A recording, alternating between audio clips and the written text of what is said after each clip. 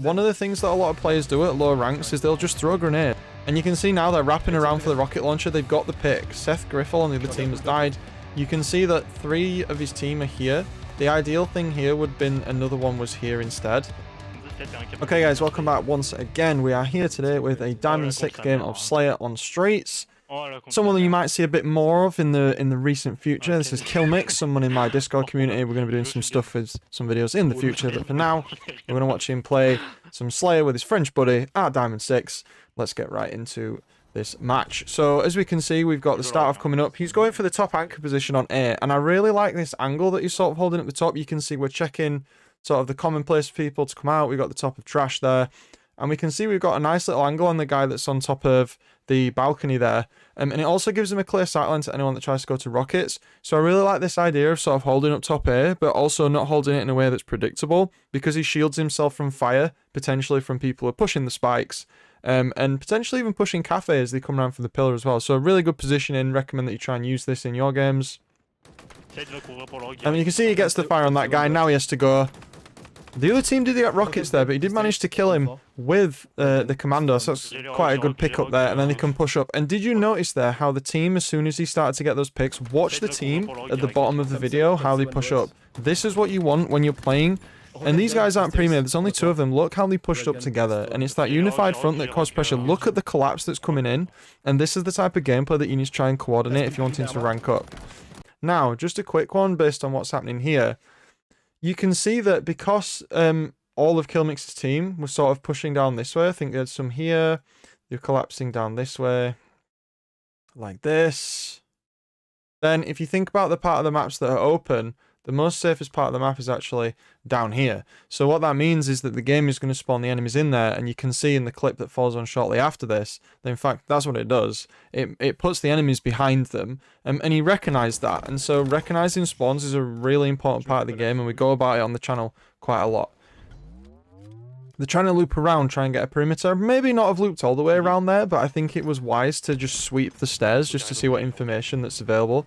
And you can see again that his team's creating this unified front that helps to sort of push forward. So we've got a lot of synergy in this team. They're playing Slayer quite well.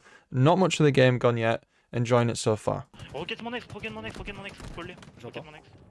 Using the AI scan to see, so you could hear there. My French isn't brilliant, but I could tell that his pre-made was saying rockets on my X, rockets on my X. And he used, not rockets, maybe shotgun, but he was using the AI scan to locate weapons that were on the ground. And it's something that pros do as well. And if you don't have AI scan bound, I recommend that you do, so it's easy to find things, because it does go through walls to find things that are on the ground. There is AI scanning again, just checking for anything on the ground.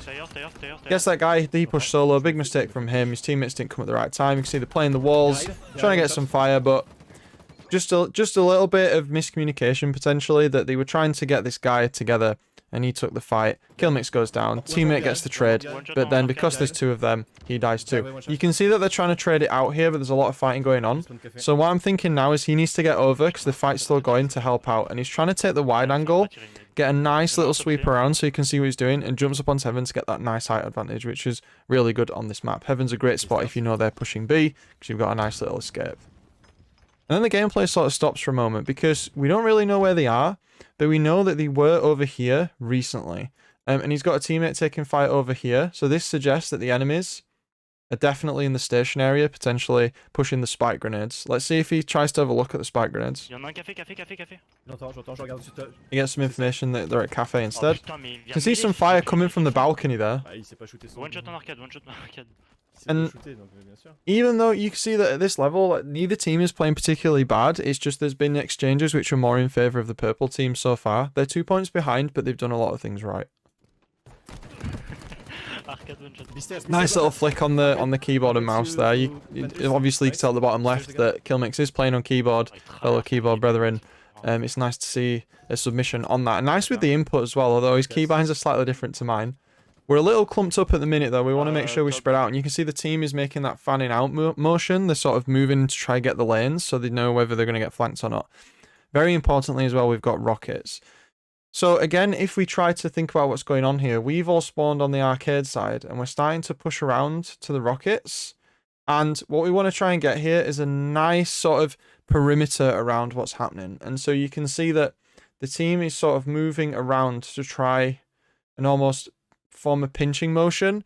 And based on the information that we currently have, the enemy team is probably most likely on the other side of the map based on the sounds that we've heard and the fights that haven't broken out yet. We don't know exactly where they are, but we're trying to get this fan in motion so that all the blue team is in range to help each other should they need it. So we got some nades coming from Calf. You can see they're crossfiring over. Try and spot each other on the backside. Just gets caught out a little bit there. Probably won't have pushed so aggressively, but does get the trade. You can see that there's some pinning fire going on here. The bottom's still trying to push around. Rockets have now gone. And then picking up the rockets again from his body. Left the stalker rifle there. Although he was under fire. You want to make sure you get that stalker rifle. Super strong weapon on keyboard and on controller. Station's clear.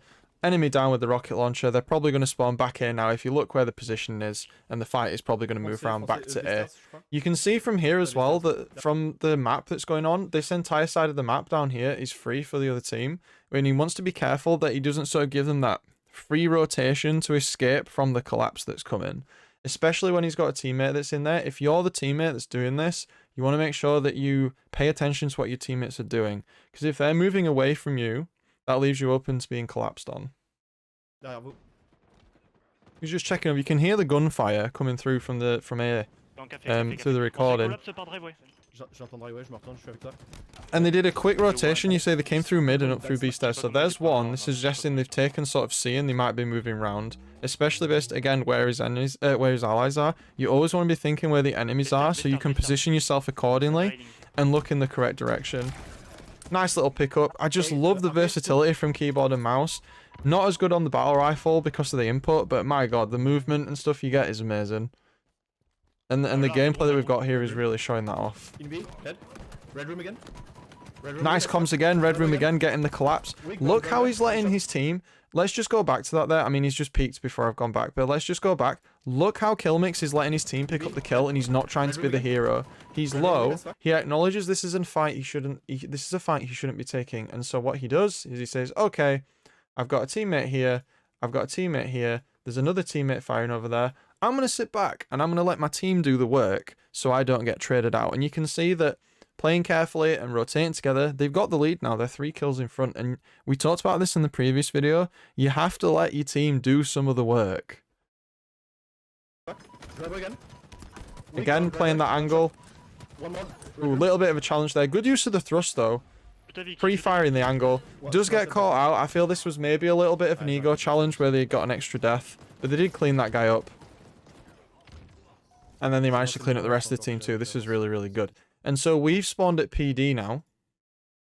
And so if we've spawned at the PD side, this makes it very clear that the enemy team has probably spawned on this side over here somewhere. Again, we don't know exactly, but it's made it clear that they spawned on that side, plainly because the game will try and spawn you as far away from each other as it can. Let's not forget that was a full team wipe for the red team or for the enemy team.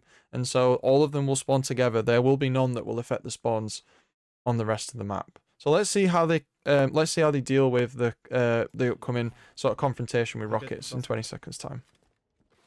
It's imperative at this point that nobody on your team dies. You really don't want to be giving over map control for the rocket launcher here. Like how we're marking, we're pushing around. We just had a trade, and that's another one down. This is not looking good for the rockets.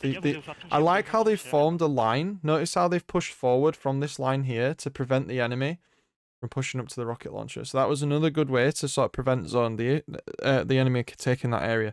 The problem here is now we've moved forward. Our allies are potentially maybe going to get squad spawns in arcade over here. But now if we want to go anywhere near the rocket launcher, we literally have to run straight into enemy fire. So this is sort of one of those things where Halo, again, where it's like that game of chess, where some moves have been done to not sacrifice the pieces, but now we're kind of stuck and we're going to have to fight our way out. However, the enemy doesn't have the rocket launcher, which is good. We're almost baiting it, which is quite good. That was unfortunate. The guy probably saw him as he was looking the other way. Good intentions. The other guy just heard him. He probably got called out. And now the purple team have the advantage. They're pushing, so you see there's a lot of deaths there. in the kill feed. We've got the rockets, and again, that trigger discipline. One of the things that a lot of players do at lower ranks is they'll just throw grenades, and you essentially give away your location. The trigger discipline there was really good, and it didn't give the enemies the information that kill mix was there.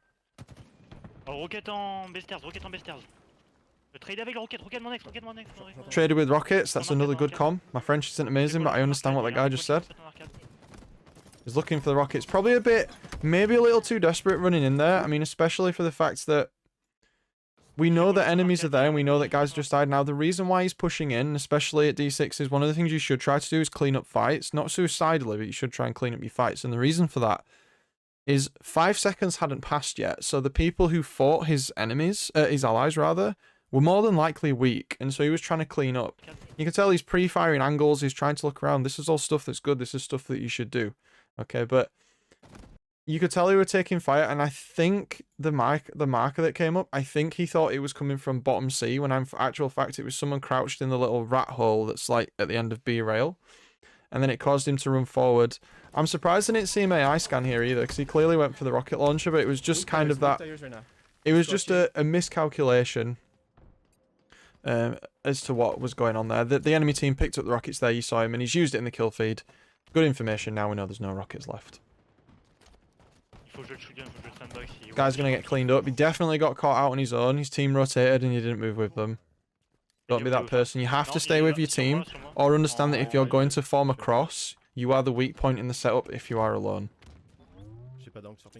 And you can see that what we're seeing a lot of here in this diamond game is there's a lot of rotation around the map, trading positions of power.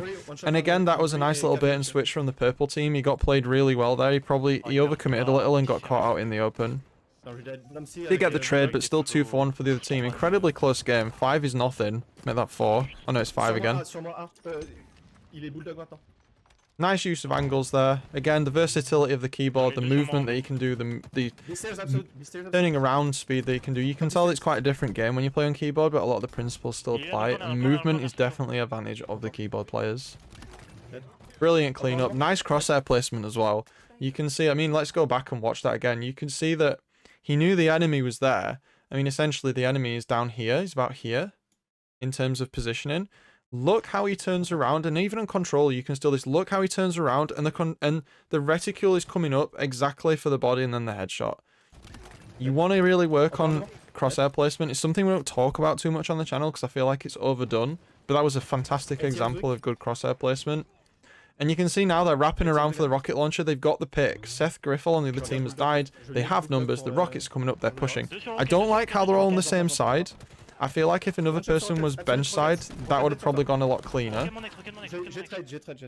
But understanding when you have the advantage is key to understanding how to win. And there they definitely had the advantage. As I said, my only criticism, and you can see as they start to form up, they get the pick on this player here.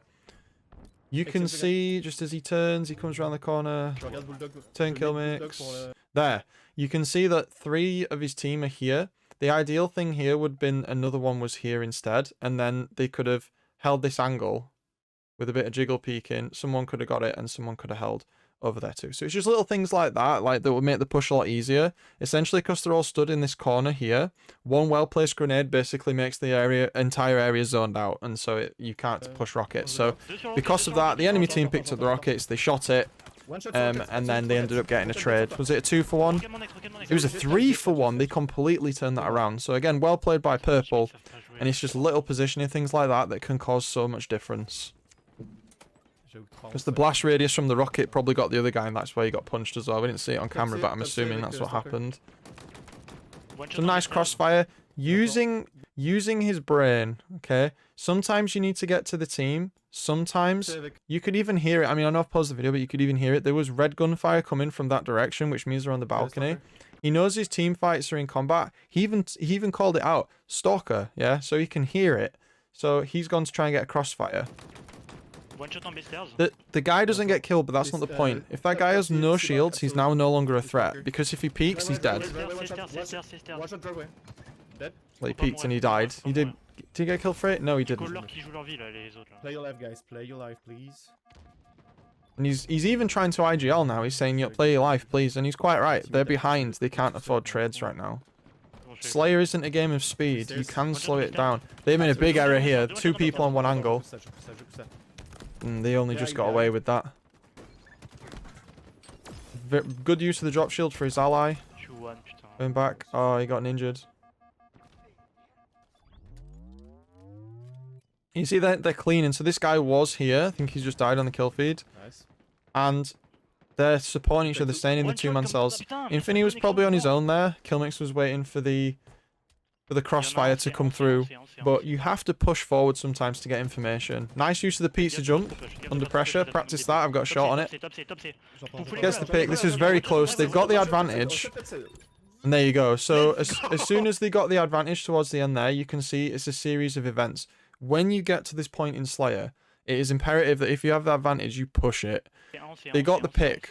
Kenzie killed Whistle. Killmix jumps up, gets the pizza jump, kills Kamza here, and they know at that point 2 of the enemy team are dead, and so it's essentially a 2v4. So they collapse. And this is stuff we talk about all the time.